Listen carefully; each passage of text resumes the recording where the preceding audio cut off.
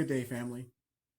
As we continue the teaching on the attributes of God, the next attribute we'll look at is God's faithfulness. We serve a faithful God. He's faithful even when we're faithless. And the Bible talks about the greatness of his faithfulness. When we read Lamentations chapter 3, verses 22 and 23, the Bible tells us, "It is of the Lord's mercies that we are not consumed, because his compassions fail not. They are new every morning. Great is thy faithfulness."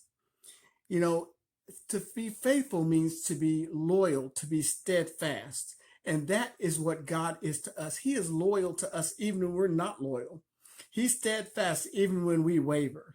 But you know what? God's faithfulness to us is everlasting and it never ends. And when we think about the faithfulness of God, again, when we're not faithful, sometimes we falter. Sometimes we have fear about speaking about Jesus. Even in the midst of that, God remains faithful to us. 2 Timothy chapter 2, verse 13 in the Amplified translation tells us this: if we are faithless, do not believe, and are untrue to him, he remains true, faithful to his word and his righteous character, for he cannot deny himself. God remains faithful because that is who he is. It is not in his character to be unfaithful. When God has made a promise, he fulfills that promise. When God made a covenant with Abraham, he walked in that covenant with Abraham. When God made a covenant with Israel, he continues to this day to walk in that covenant with Israel.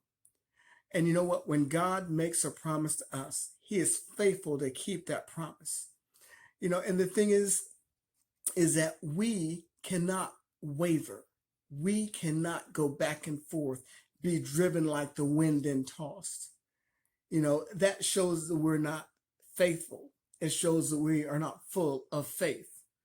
But again, if we remain faithful, God will also.